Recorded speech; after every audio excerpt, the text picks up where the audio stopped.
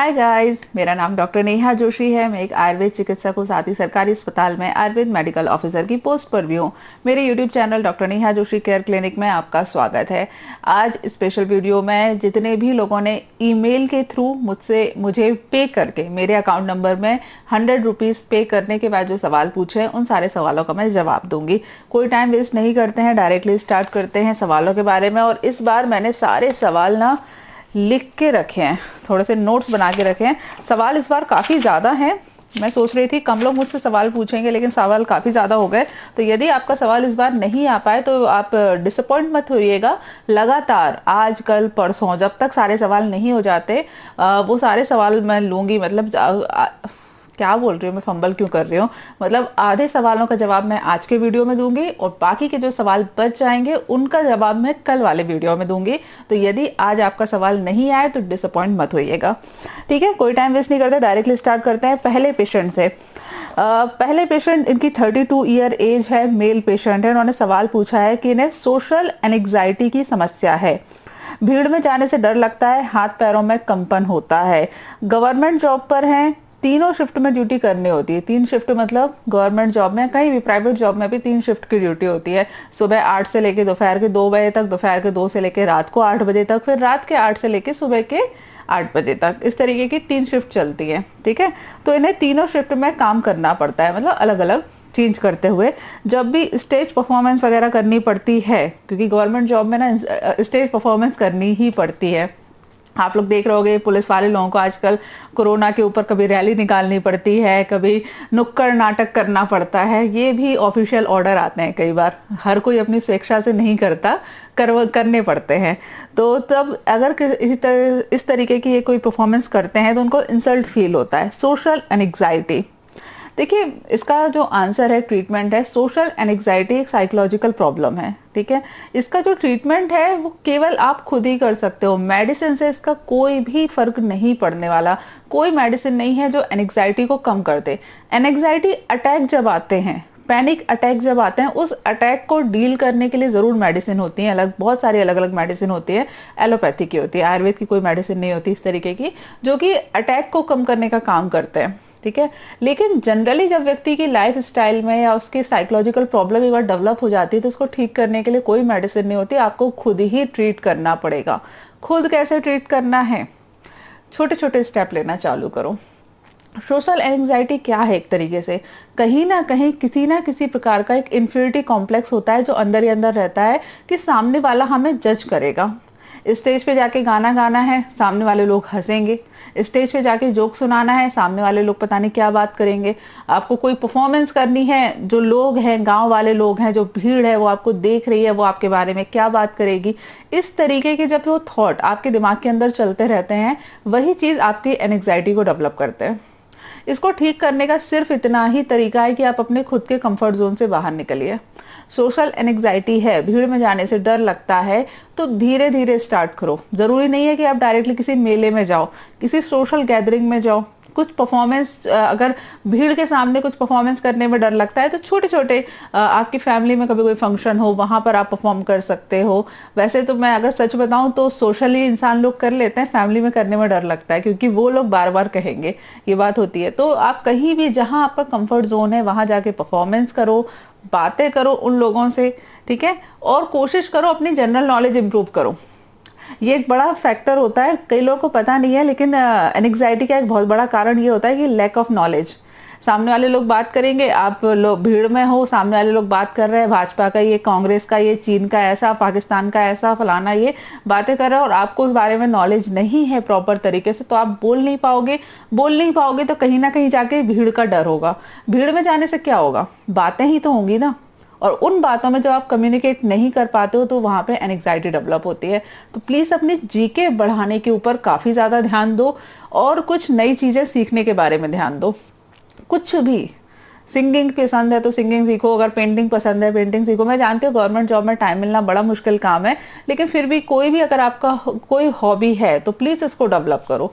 अगर आप मुझे देखो, मैं खुद गवर्नमेंट जॉब में हूँ, लेकिन मैं कई बार रात को 2 बजे वीडियो शूट करती हूँ, कभी सुबह के 5 बजे, कभी ऑफिस जाने से ठीक पहले 10 मिनट 15 मिनट का टाइम निकाल के। इसीलिए मेरे वीडियोस में कोई एडिटिंग नहीं होती, डायरेक्टली कैमरा चालू हुआ और मैं बोलना चालू करती हूँ। ऐसा नहीं होता कि 10-5 बार अलग अलग करूँ, उसको फिर सेटिंग करूँ, ऑडियो शूट करूँ अलग से, फिर उसको एडिटिंग करूँ, ये सब नहीं करती, उतना टाइम नहीं होता मेरे पास। वीडियो लगाया 10-15-20 मिनट में जो बोलना है बोला, उसके बाद बंद किया और अपलोड किया। लेकिन एक ये टाइम पास है जो कि जो आपके नॉर्मली आपके दिमाग में चल रहा होता है ना, उससे आपको अलग करने का काम करता है, एक नई तरीके के एक नए माहौल में जाने के लिए आपको प्रोत्साहित करता है। तो प्लीज इस तरीके की कुछ एक्टिविटी आप अपने लाइफ में लेके आइए। सोशल एंग्जाइटी को केवल और केवल आप खुद ही ठीक कर सकते हैं, किसी भी प्रकार की मेडिसिन से कोई फर्क नहीं पड़ेगा। टिप सिर्फ इतनी है कि अपनी जनरल नॉलेज इंप्रूव करने के ऊपर ध्यान दो। अगर नॉलेज कम होती है तो एंग्जाइटी ज्यादा होती है, ये बिल्कुल डायरेक्टली कोरिलेशन है। तो ऐसा नहीं कि आप तुरंत पढ़ने के लिए लग जाओ कोई, लेकिन एक हैबिट में डालो कि जितने भी रेगुलर न्यूज़पेपर वगैरह पढ़ने की हैबिट डालो, जितने भी न्यूज़ चैनल हैं उनको देखने की कोशिश करो, ध्यान दिया करो उन पे। और अच्छी न्यूज़, गॉसिप नहीं, अच्छी न्यूज़ पढ़ने की, सीखने की, याद करने की थोड़ी सी हैबिट डालो। अगर आपकी जीके अच्छी होगी, आपकी नॉलेज अच्छी होगी, तो आपका कॉन्फिडेंस बढ़ेगा। कॉन्फिडेंस बढ़ेगा तो आपको खुद ही इच्छा होगी कि यार चलो यार भीड़ में जाके अपना नॉलेज का प्रदर्शन करते हैं, लोगों को बताते हैं अपने नॉलेज के बारे में, तो अपने आप कॉन्फिडेंस आ जाता है। इस चीज के ऊपर ध्यान दो, मेडिसिन से कोई फर्क नहीं पड़ेगा। अगला सवाल है दूसरा, पेशेंट नंबर 2 मेल पेशेंट है, इन्होंने अपनी एज नहीं लिखी। हाँ, इनका एक्चुअली क्या था, ये जो सेकंड पेशेंट है, इन्होंने पिछले हफ्ते की वीडियो में अपनी वाइफ के लिए कमेंट पूछा था कि इनको प्रेगनेंसी नहीं हो पा रही है। अब इन्होंने अपना खुद का सवाल पूछा है। मेल पेशेंट है, इरेक्टाइल डिस्फंक्शन की प्रॉब्लम है और साथ में 2nd और 3rd ग्रेड वेरिकोसील की समस्या है।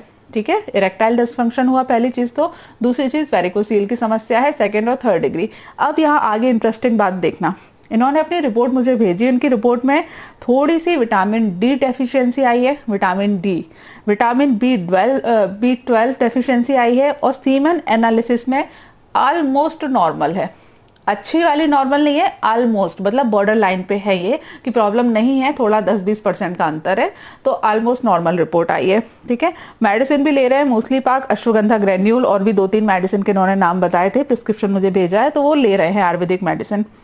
अब इनको करना क्या चाहिए, एक चीज नोटिस करो इस मामले में कि देखो, vitamin D deficiency, vitamin B12 deficiency, semen analysis में भी हल्की सी डेफिशिएंसी आई है।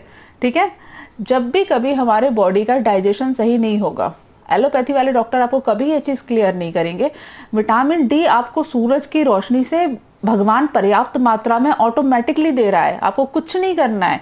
विटामिन B12 हम खाना खा रहे हैं उसमें ऑलरेडी मिल रहा है, और भी जितने भी विटामिन हैं वो हमको ऑलरेडी हमारे खाने में पर्याप्त मात्रा में मिल रहा है। कोई व्यक्ति कुपोषित है, किसी व्यक्ति को खाना मिल ही नहीं रहा है, भगवान ना करे किसी के ऐसी हालत हो, किसी को भूखे पेट रहना पड़ता हो, लेकिन यदि किसी को खाना नहीं मिल रहा है और उसके बाद उसको पर्टिकुलर चीज की डेफिशिएंसी हो जाए तो समझ में आता है। लेकिन कोई व्यक्ति जिसको खाना पर्याप्त मात्रा में मिल रहा है, जिसके पास सफिशिएंट है, लग्जरी है कि वो दिन में 3 बार अच्छा खाना खा सकता है, उसके बावजूद यदि बॉडी के अंदर विटामिन की, मिनरल्स की कमी आती है, तो उसका सीधा मतलब है कि हमारा डाइजेशन सही नहीं है। वेरिकोसील होना, आपने जो बताया, इरेक्टाइल डिस्फंक्शन होना, ब्लड सर्कुलेशन में प्रॉब्लम का होना, ये सारी चीजें डायरेक्टली इंडिकेट करती हैं कि आपका डाइजेशन सही नहीं है। जब डाइजेशन सही नहीं होगा, न्यूट्रिशन एब्जॉर्ब नहीं हो पाएंगे, तो वो बॉडी में अच्छे से लगेंगे नहीं, शरीर में ताकत नहीं आएगी, ब्लड सर्कुलेशन में प्रॉब्लम आएगी, इरेक्टाइल डिस्फंक्शन और वेरिकोसील जैसी समस्या उत्पन्न होती हैं। अब मैं आपको डायरेक्टली यार ट्रीटमेंट बता रही हूँ क्या करना है। पहली चीज तो आपको अपने पेट का डाइजेशन को सही करना है। उसके लिए आपको, आपने अश्वगंधा और मूसली पाक ले रहे हैं, आप अच्छे डॉक्टर को दिखा रहे हैं, उन्होंने आपको बहुत सारी ऐसी मेडिसिन दी है जो कि आपकी सेक्सुअल पावर को बूस्ट करने का काम करती है। लेकिन मैं यहाँ आपकी बहुत ही सिंपल बेसिक ट्रीटमेंट आपको बोलूंगी, आप ये चीज लेते रहिए, मना नहीं करिए। अश्वगंधा मूसली पाक जो भी आप खा रहे हैं खाइए, क्योंकि आप मेंटली स्ट्रांग पर्सन है। आपने अपनी रिपोर्ट में काफी सारी चीजें लिखी है, उससे समझ में आता है कि आप मेंटली स्ट्रांग है। थोड़ा सा मेडिटेशन के ऊपर ध्यान दीजिए, बुक्स पढ़ने के ऊपर ध्यान दीजिए। मेडिसिन मैं आपको बता रही हूँ, पहली मेडिसिन चित्रकादी वटी। चित्रकादी वटी 2-2 टैबलेट सुबह शाम खाना खाने से पहले गुनगुने पानी से लीजिए, बाद में नहीं, पहले लीजिए। ठीक है, 2-2 टैबलेट सुबह शाम खाना खाने से पहले गुनगुने पानी से आपको लेनी है चित्रकादी वटी की। दोनों टाइम खाना खाने के बाद आपको लेना है 10 मूला रिष्ट। दशमूलारिष्ट एक लिक्विड मेडिसिन आएगी, अरिष्ट फॉर्म में है आयुर्वेद की, दशमूलारिष्ट लेना है। और इसी के साथ में आपको दूसरी मेडिसिन मिलानी है महामंजिष्ठादि क्वाथ। लेना कैसे है समझ लीजिए, दशमूलारिष्ट के 10 ml यानी कि 2 बड़े चम्मच, महामंजिष्ठादि क्वाथ के 10 ml यानी कि 2 बड़े चम्मच, दोनों मिला के कितना हो गया 20 ml। 20 ml मेडिसिन हो गई और इसमें लगभग आपको 20 ml की मात्रा में पानी डालना है। यदि 20 ml आप काउंट नहीं कर पाए तो सिंपल 1/4 कप या आधा कप पानी ले लीजिए।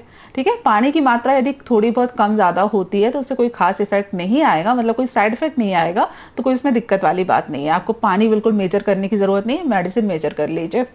ठीक है, आधा कप या 1/4 कप आपने पानी लिया, उसमें 20 ml मेडिसिन डाल दीजिए।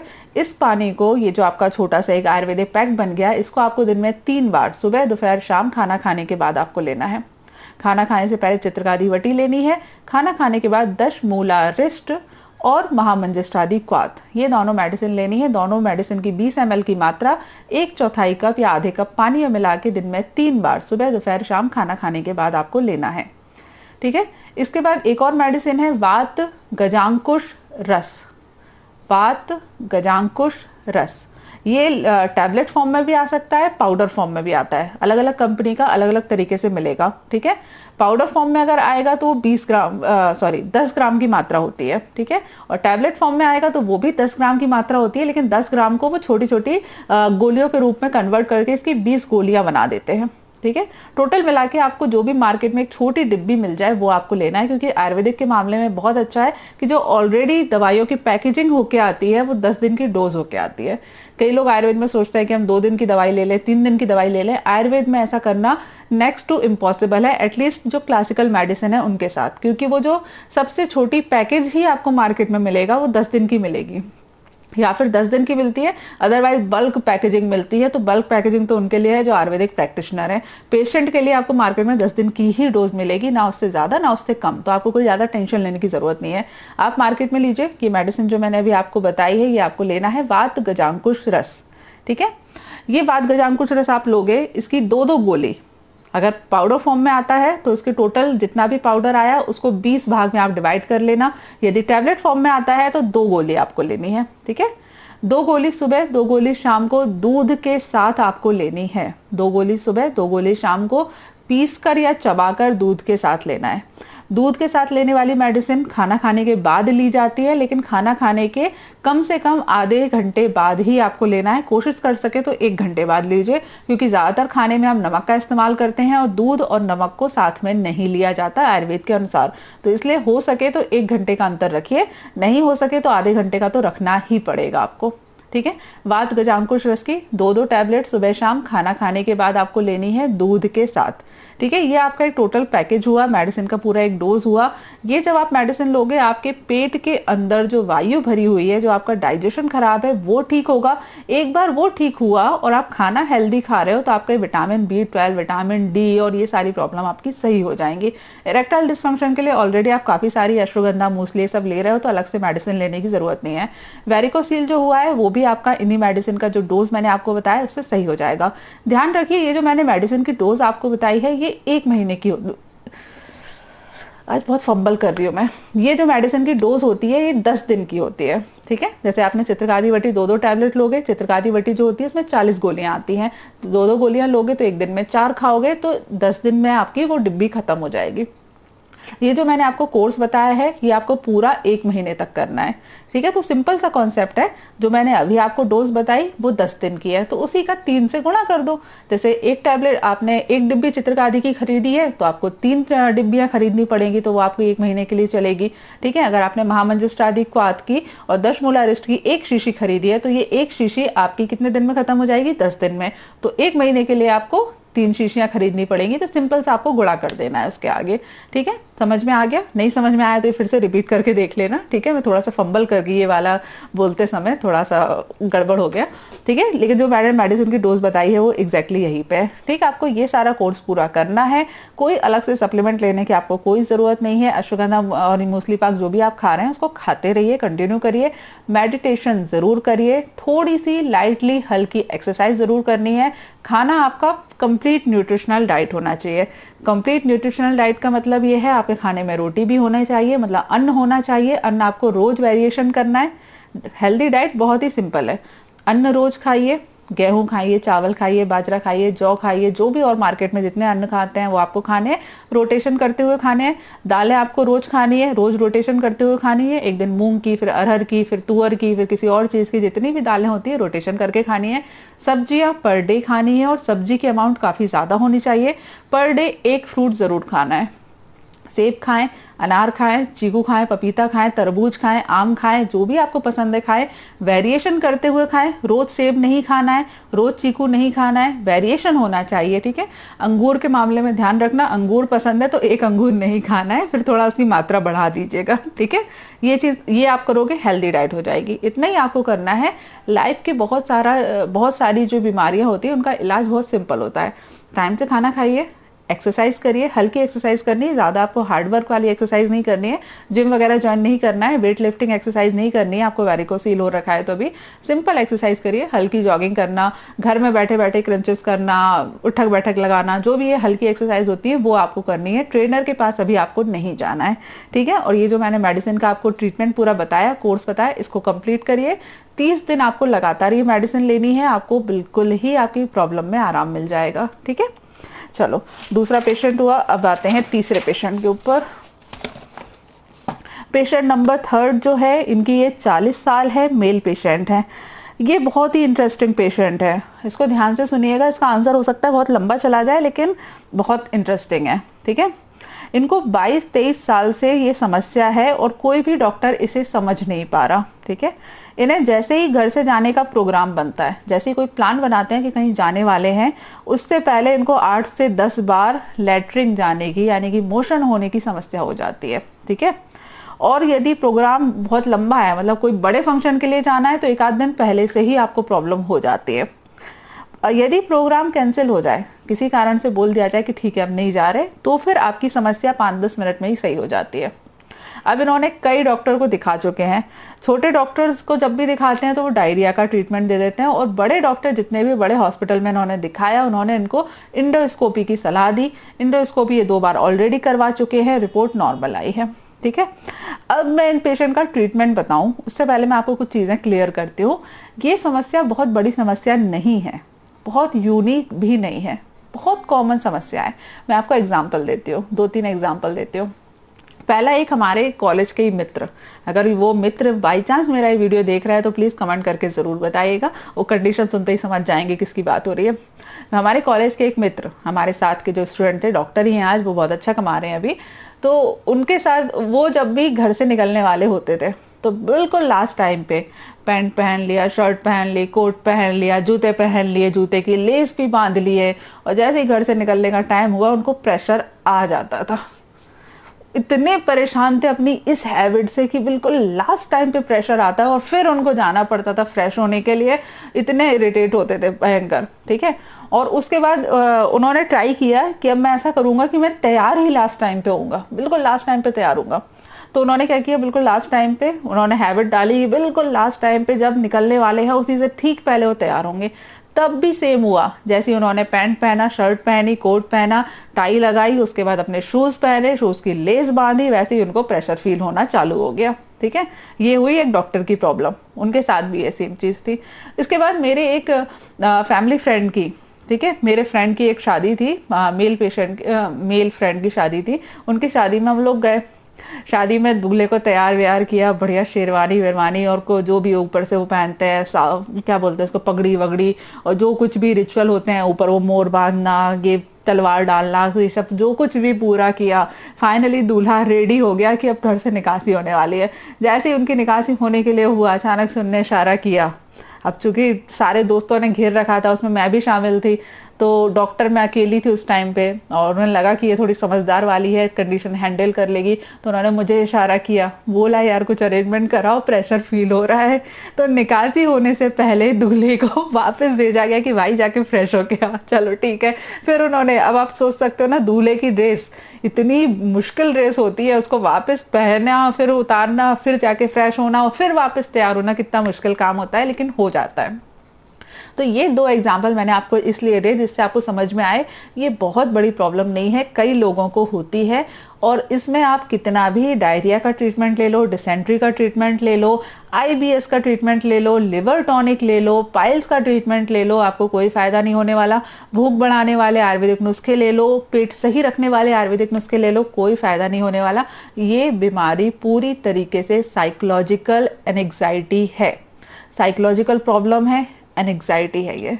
जब भी कभी किसी व्यक्ति को किसी पर्टिकुलर चीज से डर लगता है, ध्यान से सुनिएगा प्लीज, है ना। आप ये हो सकता है आप मुझसे किसी मेडिसिन की उम्मीद रख रहे हो, लेकिन प्लीज इसको ध्यान से सुनिएगा।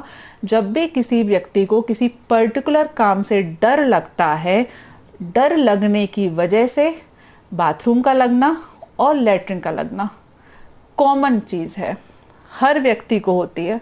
आपने कहावत सुनी होगी ना, डर के मारे पैंट गीला कर दिया, होता है। ये कॉमन चीज है, ये हमारे दिमाग से होने वाली एक एक्टिविटी है और ये हर व्यक्ति को होती है। अब चूंकि क्या समय के साथ जैसे जैसे हम लोग डेवलप होते हैं, एजुकेशन होती है, एजुकेशन मतलब सिर्फ पढ़ाई वाली बात नहीं कर रही हूँ कि कोई डॉक्टर बन गया, इंजीनियर बन गया, जैसे जैसे हमें लाइफ में मैच्योरिटी आती है, हम अपने इस डर के ऊपर थोड़ा सा कंट्रोल कर लेते हैं। लेकिन हर व्यक्ति को कभी ना कभी किसी ना किसी चीज का डर हमेशा रहता है। ज्यादातर लोगों को एग्जाम से पहले, कई बच्चों को एग्जाम से पहले लूज मोशन की समस्या हो जाती है। छोटे बच्चों में जैसे ही उनको मम्मियां लोग होमवर्क करने बैठालती हैं, वैसे ही उनको प्रेशर फील हो जाता है। जैसे ही मम्मी ने बोला बेटा होमवर्क करो, उसने होमवर्क की 2 लाइनें लिखी और उसका चालू हो गया मम्मी पोटी आई। स्कूल में आपने देखा होगा जो छोटे बच्चे होते हैं उनकी बड़ी हंसी उड़ाते हैं कि उनको पता नहीं कितनी बार बाथरूम लगती है, बार बार हाथ उठाते रहेंगे, miss may I go to the toilet please, ऐसे करते रहेंगे। बहुत सारे बच्चे करते हैं, कई बार उनकी हरकतें क्यूट लगती है। आपने बहुत सारी मूवीज में ये चीज देखी होगी, अपने आसपास ये चीज देखी होगी। केवल और केवल ये पर्टिकुलर चीज का डर है। आपको बाहर जाने से डर लगता है, डर लगने के कारण आपको अंदर ही अंदर एंजाइटी डेवलप होती है और एंजाइटी के कारण आपको मोशन हो जाते हैं। ठीक है, ये बिल्कुल ही कॉमन चीज है। इसमें आप कितना भी डायरिया का, डिसेंट्री का ट्रीटमेंट ले लो, आपको कोई फायदा नहीं मिलने वाला। ये डर के कारण होने वाले लूज मोशन है। अब इसे ठीक कैसे करना है? सबसे पहली चीज तो आपको एक्सेप्ट करना पड़ेगा कि यस, आपको सोशल एंजाइटी है, आपको ट्रेवल करने से, आपको कहीं बाहर जाने से डर लगता है। ये डर किस टाइप का है ये आप खुद ही आइडेंटिफाई कर सकते हो, दूसरा व्यक्ति आपको कभी नहीं बता सकता। कुछ लोगों को किसी पर्टिकुलर ओकेजन से डर लगता है। मैं अपना खुद का बताती हूँ, मुझे भी है सोशल एंजाइटी, मुझे डर लगता है, बहुत ज़्यादा नर्वसनेस हो जाती है। लेकिन मुझे फैमिली गैदरिंग्स है, मतलब जहाँ शादी ब्याह, लाइट और चमक धमक ये सब होते हैं, तो मैं वहाँ बहुत नर्वस हो जाती हूँ। मुझे जनरली वहाँ जाना पसंद नहीं है, मैं 90% अवॉइड करती हूँ। ये मेरा फियर है। तो इस तरीके से हर व्यक्ति का फियर होता है। अब आपको बाहर जाना क्यों नापसंद है, किस तरीके से बाहर जाना नापसंद है ना। हो सकता है आपको गाड़ियों में ट्रैवल करने से दिक्कत होती है, हो सकता है आपको दूसरों के घर जाने में प्रॉब्लम होती हो। कुछ लोगों को हैबिट होती है ना कि उन्हें टॉयलेट बिल्कुल क्लीन चाहिए, तो जब वो किसी के घर जाने का प्लान करते हैं तो उनके दिमाग में टेंशन होती है, अरे यार पता नहीं यार टॉयलेट वहाँ कैसी होगी, रहने की व्यवस्था कैसी होगी, किस तरीके के बेड होंगे, कैसा ब्लैंकेट होगा। तो ये सब एक एंजाइटी को डेवलप करते हैं। कुछ लोग खाने में बहुत ही स्पेसिफिक होते हैं कि यार बाहर जाएंगे पता नहीं कैसा खाना मिलेगा, खाना साफ होगा नहीं होगा। जो लोग बहुत ही ज़्यादा कट्टर होते हैं या अपने नियम के कड़े होते हैं, उनको बड़ी टेंशन रहती है कि यार पता नहीं साफ सफाई से खाना बना होगा कि नहीं होगा, या वेज और नॉन वेज आपस में टच नहीं हो गया हो। जो लोग प्याज वगैरह नहीं खाते, उन लोगों को पता नहीं प्याज वाले हाथ ना लगा दिए। ये सब कहीं ना कहीं से दिमाग के अंदर एंजाइटी डेवलप करते हैं। अब जनरली कंडीशन में ये सब एंजाइटी होती है और हम सब लोग उसको ध्यान नहीं देते कि ये एक प्रॉब्लम है। वास्तव में ये छोटी छोटी जो प्रॉब्लम है यही किसी व्यक्ति में बहुत बड़ी बन जाती है और ज्यादातर व्यक्तियों में छोटी रहती है। अब जैसे कोरोना का आजकल चल रहा है, कोरोना 500 लोगों को होता है, हर व्यक्ति तो नहीं मरता, जिसकी इम्यूनिटी कमजोर है उसको दिक्कत हो जाती है। वैसे ये छोटी छोटी जो मैंने आपको एग्जांपल दिए, ये हर व्यक्ति में पाए जाने वाली सोशल प्रॉब्लम है या साइकोलॉजिकल प्रॉब्लम है, लेकिन ये थोड़ी थोड़ी रह जाती हैं तो हम उसको बीमारी का नाम नहीं देते। किसी व्यक्ति में बहुत ज्यादा हो जाती हैं और वो उसको कंट्रोल नहीं कर पाता और बीमारी का रूप में कन्वर्ट हो जाती हैं। आपको केवल और केवल सोशल एंजाइटी है। अब आपको इसको ट्रीट कैसे करना है, पहली चीज तो आपको एक्सेप्ट करना पड़ेगा, जो मैंने अभी बताया। आप इस चीज को समझिए और एक्सेप्ट करिए। दूसरी चीज, अपने कंफर्ट जोन से बाहर निकलिए। अपने दिमाग को ट्रेनिंग दीजिए कि नहीं, लूज मोशन नहीं होंगे, कोई प्रॉब्लम नहीं होगी। तीसरी चीज, यदि मोशन हो जाए तो इट्स ओके। आपके दस्त लगने से कोई भारत पाकिस्तान का युद्ध नहीं होने वाला, कोई चीन और अमेरिका आपस में लड़ने वाले नहीं है, कोई भारत पे या विश्व पे कोई उल्कापात नहीं गिरने वाला। It's okay. लाइफ में बहुत सारी प्रॉब्लम सिर्फ इसी वर्ड से ठीक हो जाती है, अगर आप थोड़े से रिलैक्स हो जाए, अपने आप को बोलो इट्स ओके, कोई बात नहीं, इट्स ओके, प्रॉब्लम है तो है, ठीक है। आपको मोशन लग रहे हैं फिर भी आप जाओ बाहर।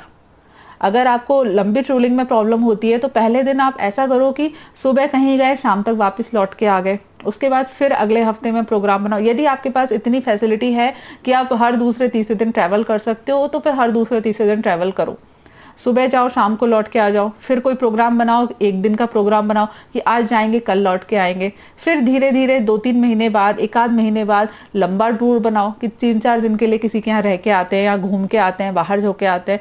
इस तरीके से आपको अपने खुद के कंफर्ट जोन से बाहर निकलना पड़ेगा। प्लीज निकलने की कोशिश करो, आप खुद ही निकल सकते हो और कोई आपको नहीं निकाल सकता। ये सिर्फ और सिर्फ और सिर्फ साइकोलॉजिकल कंडीशन है, बाहर जाने का डर है, एक अंदर ही अंदर किसी ना किसी प्रकार की टेंशन है कि मैं बाहर जाऊंगा तो कहीं ऐसा नहीं हो जाए। आपने वो मूवी देखी होगी, कौन सी आई थी वो, पीकू, जिसमें मोशन में ही है इमोशन, अमिताभ बच्चन का था। उसमें एक जगह पर था, कहाँ पर था वो क्लिप मुझे नहीं है, लेकिन एक क्लिप थी जिसमें अमिताभ बच्चन को वो कान की जो मशीन रहती है वो खत्म हो जाती है तो उनको डर लगता है उसमें कि अब मुझे कुछ सुनाई नहीं देगा और मुझे कुछ प्रॉब्लम आएगी, ये हो जाएगा तो क्या होगा, मुझे कुछ सुनाई नहीं दे रहा है, मुझे कुछ सुनाई नहीं दे रहा है। तो उसमें इरफान खान उसको बहुत डांटते हैं कि यार ठीक है सो जाओ थोड़ी देर आराम से, नहीं सुनाई दे रहा है तो कोई बात नहीं, इट्स ओके। उसमें उनको भी डर रहता है कि यार पेट साफ नहीं होगा तो क्या होगा, पेट साफ नहीं हो रहा है या लैट्रिन नहीं आ रही है तो क्या होगा, इट्स ओके। अपने लाइफ में थोड़ा सा रिलैक्स होने की कोशिश करो, अपने खुद के कंफर्ट जोन से बाहर निकलने की कोशिश करो और अपनी बीमारी को खुद आइडेंटिफाई करो कि आपको पर्टिकुलरली किस चीज से डर लगता है। एक बार अगर वो चीज समझ में आ जाए तो उसको डील करना आसान हो जाता है, ठीक है। आपको कोई मेडिसिन वाली प्रॉब्लम नहीं है। चलो अगले पेशेंट के ऊपर आगे बढ़ते हैं। पेशेंट नंबर 4, इन्होंने अपनी एज, हाँ एज बताई है, 26 साल इनकी उम्र है। इनको नाइटफॉल होता है, इरेक्शन प्रॉब्लम है, शुक्र में है। अब शुक्र में क्या है मैं बता देती हूँ। शुक्र में का मतलब होता है पेशाब के थ्रू, यूरिन के थ्रू सीमन का निकलना, ठीक है। ये एक आयुर्वेदिक बीमारी है, मॉडर्न में तो बहुत ज्यादा इसका नहीं है। शुक्र में वजन लगातार कम हो रहा है, आंखों की रोशनी कम होती जा रही है, कभी कभी पेट साफ नहीं होता, ठीक है, इतनी इनको प्रॉब्लम है और वजन इनका काफी ज्यादा कम हो रहा है, ठीक। देखिए आपने जो सारी अपनी प्रॉब्लम बताई और इनकी जो हिस्ट्री है वो मस्टरबेशन की है। इन्होंने पिछले 10-12 साल तक काफी ज्यादा मस्टरबेशन किया। 26 साल उम्र है, 12 साल से मस्टरबेशन किया, दैट मीन 14 ईयर की एज से मस्टरबेशन करना चालू किया, वो भी सीवियर मस्टरबेशन है, एडिक्शन। तो मैं आपको ट्रीटमेंट बताती हूँ। पहली चीज तो एक बार ध्यान रखो, मस्टरबेशन से इन्होंने, क्योंकि एक लाइन लिखी है इसमें कि मैंने जो 10 साल तक मस्टरबेशन किया उसकी भरपाई कैसे होगी, ठीक है। पहली चीज तो एक बात समझ लो, मस्टरबेशन अपने आप में खुद नुकसान नहीं पहुंचाता, लेकिन एक्सेसिव मस्टरबेशन, मस्टरबेशन का एडिक्शन आपको हमेशा ही नुकसान पहुंचाएगा। दोनों में बहुत बड़ा अंतर है, छोटा अंतर नहीं है, बहुत बड़ा अंतर है। अगर कोई व्यक्ति दिन में एक बार मिठाई खा लेता है, पेड़ा खा लेता है, ठीक है, मीठा अच्छा लगता है, खा लिया, कोई प्रॉब्लम नहीं होगी। अब वो एक दिन में आधा किलो पेड़ा खा जाएगा तो भाई प्रॉब्लम होगी ना, सिंपल सी बात है। पपीता बहुत अच्छी चीज है, पपीता खाओगी इम्यूनिटी बहुत इंप्रूव रहेगी, लेकिन अब कोई व्यक्ति एक दिन में 3 किलो पपीता खा जाए तो क्या होगा, प्रॉब्लम होगी ना, दस्त लग जाएंगे, उल्टियां भी हो सकती हैं, ठीक है, पेट में दर्द भी चालू हो सकता है। तो कोई भी चीज, दुनिया की कोई भी ऐसी चीज नहीं है जो पूरी तरीके से नुकसान पहुंचाती हो। सिंपल सा कॉन्सेप्ट इतना है कि आप उसका कितना इस्तेमाल कर रहे हैं। तो पहली चीज तो अपने आप पे थोड़ा सा रहम करिए। आपको मस्टरबेशन का एडिक्शन था, अब आप इसे धीरे धीरे छोड़ने की कोशिश करिए और अपने दिमाग से टेंशन निकालिए। जितना ज्यादा आप सोचते रहोगे, जो हो गया उसको आप बदल नहीं सकते। आपने मस्टरबेशन किया, आपको मस्टरबेशन एडिक्शन है अभी भी, उसको छोड़ने की कोशिश करिए। और छोड़ने की कोशिश कैसे करना है, आप इकट्ठे एक बार में नहीं छोड़ सकते, क्योंकि सेक्सुअल डिजायर एक नॉर्मल डिजायर है जो हर व्यक्ति के दिमाग में आती है, अदरवाइज आप ब्रह्मचारी हो। तो जितने भी हम सब लोग हैं, समाज में रहते हैं, हम लोग टीवी देखते हैं, मोबाइल देखते हैं, लोगों से बातचीत करते हैं, जोक्स सुनते हैं एक दूसरे से, अलग अलग प्रकार के वेज और नॉन वेज जोक्स सुनते हैं, तो हमारे हर व्यक्ति के दिमाग में कहीं ना कहीं कोई ना कोई थॉट आते हैं। तो प्लीज आप अपने आप के ऊपर थोड़ा सा तरस खाइए, मस्टरबेशन का एडिक्शन छोड़ने की कोशिश करिए। एडिक्शन छोड़ने का सिर्फ एक ही तरीका है कि यदि आप प्रतिदिन मस्टरबेशन करते हैं तो कोशिश करिए अपने इंद्रियों को कंट्रोल करिए कि 2 दिन में एक बार करें। धीरे धीरे जब आप 2 दिन में एक बार करने पे थोड़ा कंफर्टेबल हो जाए, आपको कंट्रोल आ जाए अपने ऊपर, उसके बाद 3 दिन में एक बार, फिर 4 दिन में एक बार, उसके बाद हफ्ते में एक बार, फिर 10-15 दिन में एक बार, फिर महीने में एक बार। ठीक है, इस तरीके से जब आप धीरे धीरे करके अपनी इंद्रियों को वापस अपने बस में करने की कोशिश करोगे तो आपका मस्टरबेशन कंट्रोल हो जाएगा।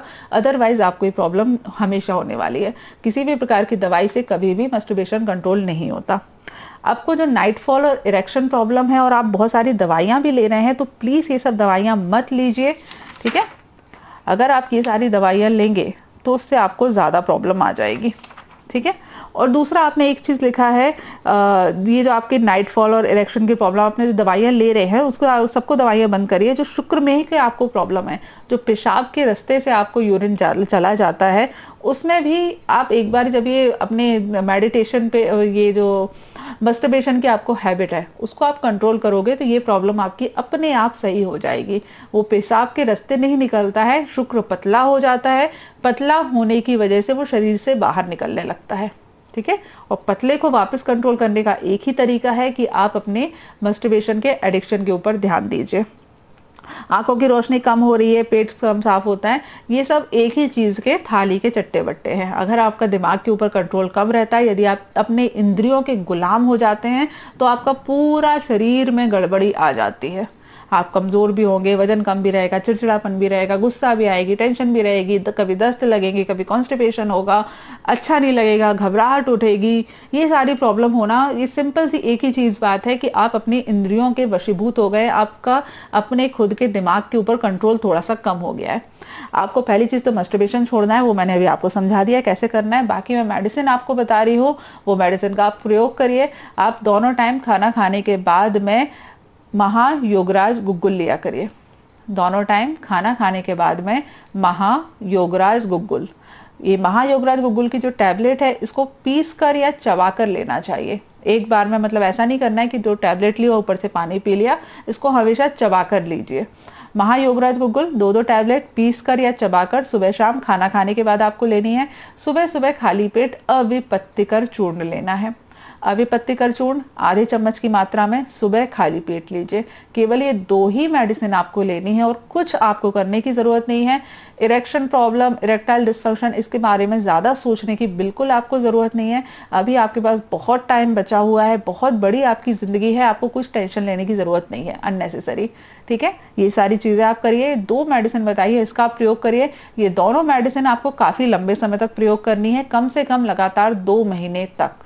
ठीक है, खाने में मिर्ची और खट्टा खाना, ये दोनों चीजें थोड़ा कम करिए। ठीक है, तीखा खाना बंद करिए और जितना भी खट्टी चीजें होती है उनको कम करिए। नॉर्मल खाना लीजिए, हेल्दी डाइट लिया करिए। ठीक है, अगला पेशेंट 5वें नंबर का जो पेशेंट है, ये भी मेल पेशेंट है, 37 ईयर एज है। इनकी भी लगभग सेम प्रॉब्लम है, my semen not coming out after rubbing a lot. मतलब काफी प्रयास करने के बावजूद, काफी हस्तमैथुन करने के बावजूद इनको ऑर्गाज्म नहीं आता है। जो सीमन बाहर निकलना चाहिए वो नहीं निकलता है। इसका मतलब है कि आपके शरीर में बहुत ज्यादा वात बढ़ी हुई है, आपका जो शुक्र है, सीमन है, वो सूख गया है। ठीक है, शरीर के अंदर जब वायु बहुत ज्यादा बढ़ जाती है तो शुक्र को सुखा देती है, और ये कब होता है? एक्सेसिव मस्टरबेशन के कारण। जब हर व्यक्ति, देखिए शुक्र को बनने में टाइम लगता है। आयुर्वेद के अनुसार आपको 1 महीने का टाइम लगने वाला है। यदि आप मॉडर्न के अनुसार सीमन के ऊपर भी जाएंगे तो भी आपको कम से कम 15 दिन तो लगने वाले हैं। अननेसेसरी अगर हर व्यक्ति दूसरे दिन तीसरे दिन जानबूझ के मस्टरबेशन करता है तो एक लिमिट के बाद लंबे समय तक जब करते रहते हो तो फाइनली जाके वो आपकी इंद्रियां है वो कमजोर हो जाती हैं और सीमन का फॉर्मेशन करना ही बंद कर देती हैं। आपको कुछ नहीं करना है, सिंपल सी चीज है कि भैया मस्टरबेशन करना बंद कर दो, मत किया करो। कैसे बंद करना है वो मैं भी आपको समझा चुकी हूँ। रबिंग मत करो ना, पेनिस का काम सेक्स करने के लिए है, रबिंग करने के लिए नहीं है। रबिंग सेक्स का सब्स्टिट्यूट है, उसके बदले में लोग मस्टरबेशन करते हैं। लेकिन आप मस्टरबेशन को ही एडिक्शन बना दोगे तो कैसे होगा? कुछ नहीं करना है, आपको कोई दवाई लेने की जरूरत नहीं, केवल मस्टरबेशन छोड़ना है। 15 दिन 1 महीने के लिए छोड़ के देखो। 1 महीने के बाद 30 दिन नहीं करोगे, 31 दिन में बाद जब आप फाइनली किसी और किसी के साथ में सेक्स करोगे तो आपको सीमन निकलेगा, कोई प्रॉब्लम नहीं होगी। ठीक है, सिंपल सी चीज है। छठवें नंबर का पेशेंट है, इनको लोअर बैक पेन की प्रॉब्लम है, कमर के निचले हिस्से में दर्द होता है, 2 साल से दर्द हो रहा है इनको, ठीक है। और अभी पिछले 10 दिन से इनको पेनिस की टिप के ऊपर इन्फेक्शन हो गया है। पेनिस के टिप के ऊपर जो इन्फेक्शन हुआ है, इसके लिए कोई भी एंटी फंगल ऑइंटमेंट जो भी मार्केट में आपके आते हैं, उसमें कॉट्रीमेजोल नाम का एक कंटेंट होता है, वो मैंने यहाँ लिख दिया है। आपको बहुत सारे अलग अलग ब्रांड से मिल जाएंगे। आपके यहाँ जो भी दुकान हो, मेडिसिन की शॉप हो, आप उससे जाकर एंटी फंगल ऑइंटमेंट, खुजली वाली क्रीम ये मांग लीजिएगा, वो आपको वहां पर लगानी है। 10 दिन तक लगाते रहिए, सही हो जाएगी। और जो दूसरी प्रॉब्लम है कि लोअर बैक पेन में आपको प्रॉब्लम है, वो ज़्यादा सीरियस प्रॉब्लम है। कमर के दर्द को ठीक करने के लिए आपको क्या करना है, कमर का दर्द क्यों होता है, पहली चीज़ तो आपके जो खड़े होने का जो प्रोसीजर है, आप किस तरीके से खड़े होते हैं उसके ऊपर थोड़ा सा वर्क करिए। कई लोगों की आदत होती है पीछे से झुक के रहते हैं। अब जब झुक के रहते हैं तो लोअर बैक पेन में, क्योंकि आपकी रीढ़ की हड्डी पीछे की ओर ऐसी मुड़ जाती है तो वहां पर ऑब्वियसली ज़्यादा दर्द होगा। तो अपनी पोजीशन पे, अपने पोस्चर पे, पोजीशन नहीं, अपने पोस्चर के ऊपर थोड़ा सा ध्यान दीजिए। आपकी रीढ़ की हड्डी सीधी होनी चाहिए। रीढ़ की हड्डी को सीधा करने के लिए, क्योंकि क्या होता है, हमको तो पता नहीं चलता ना हम कैसे चलते हैं, ये तो दूसरा व्यक्ति बता पाएगा। खुद तो हम, हर व्यक्ति ये सोचता है हम तो बहुत अच्छे से चल रहे हैं, सॉरी, है ना। तो इसके लिए आपको एक टिप दे रही हूँ कि जो कमर पे बांधने वाले बेल्ट आते हैं, जो कि आपकी वर्टिब्रा को सीधा रखने का काम करते हैं, 1 महीने 2 महीने के लिए उसको लगातार बांधिए। जब आप 2 महीने लगातार, हाँ लेटते समय नहीं बांधना है, जब भी आप चल रहे हैं, काम कर रहे हैं, तब आपको बांधना है उसको। जब आप बांध के रखोगे, उसमें क्या होता है, जो पीछे हड्डियों के ऊपर जुड़ने वाले एक बेल्ट जो पीछे का होता है ना, उस पर थोड़ी सी लोहे भी नहीं बोल सकते, स्टील की और रबड़ की प्लेट्स होती है, तो वो आपकी कमर को सीधा रखने का काम करती है। तो कमर पे बांधने वाला जो बेल्ट आता है, आप इसको बांध के रखो, लगातार इसको बांधा करो। जब भी आप खड़े हो, चल रहे हो, काम कर रहे हो, इसको बांध के रखो। और जब भी लेटे हो, आराम करने के लिए जा रहे हो, तब इसको बेल्ट को निकाल देना है। 3 महीने तक इसको आप लगातार लगाओ, तो इससे आपका पोस्चर सही हो जाएगा। आपकी चलने की जो हैबिट है, रीढ़ की हड्डी मुड़ने की हैबिट है, वो आपकी सही हो जाएगी, ठीक है। तो पहली चीज तो ये आपको करना है। मेडिसिन आपको क्या लेनी है उसको समझ लीजिए। पहला आपको लेना है महायोगराज गुग्गुल। महायोगराज गुग्गुल की 40 गोलियां आपको लेनी है। मार्केट में लेने जाओगे, आपको 40 गोलियों की ही पैकेजिंग मिलेगी, तो वो पूरी एक डिब्बी आपको ले लेनी है। महायोगराज गुग्गुल के साथ में आपको मिलाना है सिंहनाद गुग्गुल। सिंहनाद गुग्गुल की भी आपको 40 गोलियां लेनी है। साथ में आपको मिलाना है कुक्कुटांड त्वक भस्म, ये आपको लेना है 10 ग्राम की मात्रा में, ठीक है। महायोगराज गुग्गुल, सिंहनाद गुग्गुल और कुक्कुटांड त्वक भस्म, ये 3 मेडिसिन आपको लेनी है। दोनों की 40-40 गोलियां लीजिएगा, कुक्कुटांड त्वक भस्म की 10 ग्राम की मात्रा में लीजिएगा। इस सबको टोटल जो आपके पास एक मिक्सचर बना, इसको पीस करके आपको इसकी 20 क्या कर रही हो, हाँ, इसकी आपको 30 पुड़िया बनानी पड़ेगी, ठीक है। ये 15 दिन की डोज होगी। 30 पुड़िया बनाइएगा। एक एक पुड़िया सुबह शाम खाना खाने के बाद दूध के साथ में आपको लेना है, ठीक है, समझ गए। ये 3 मेडिसिन है, महायोगराज गुग्गुल, सिंहनाद गुग्गुल और कुक्कुटांड त्वक भस्म। तीनों मेडिसिन को मिलाइए, मिला करके इसकी पुड़िया बनाइएगा। 30 पुड़िया बनाइएगा। एक एक पुड़िया सुबह शाम खाना खाने के बाद दूध के साथ लेना है। दूध के साथ वाली मेडिसिन हमेशा खाना खाने के 1 घंटे बाद ली जाती है, इस चीज का ध्यान रखिएगा। कोई भी मार्केट में जो ऑयल आते हैं, जो पेन किलर वाले ऑयल होते हैं, उसकी मसाज जरूर आपको करनी है। मसाज करते समय एक चीज ध्यान रखिए, हवा नहीं लगनी चाहिए। यदि हवा लगेगी तो दर्द बढ़ जाता है। तो हमेशा अपने कमरे के पंखा, एसी, खिड़कियां बंद करके हल्के हाथ से मसाज करिए। उसके बाद किसी गर्म कपड़े से थोड़ी देर के लिए ढक के रखिए। जब वहां पर थोड़ा सा पसीना निकल जाए, जब वहां पर जो तेल है वो बॉडी में पूरा अच्छे से एब्जॉर्ब हो जाए, उसके बाद अच्छे से वो जो एक्स्ट्रा तेल है उसको पोंछ लीजिए और फिर नॉर्मली आप अपना काम कर सकते हैं, ठीक है। तो तेल की मालिश करनी है। ये जो मैंने मेडिसिन का कॉम्बिनेशन बताया, ये आपको लेना है। ये मेडिसिन का कॉम्बिनेशन आपको लगातार 1 महीने तक प्रयोग करना है, 1 महीने तक, ठीक है। ये जो मैंने आपको कॉम्बिनेशन बनाया, तो ये आपकी 30 पुड़िया बनी, एक एक पुड़िया सुबह शाम, यानी कि ये हुआ 15 दिन का।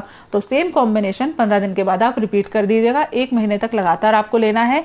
और जो बेल्ट बांधना है वो आपको लगातार बांधना है, कम से कम 2 महीने तक, ज्यादा आप उसे 3 महीने 4 महीने तक भी बांध सकते हैं, ठीक है।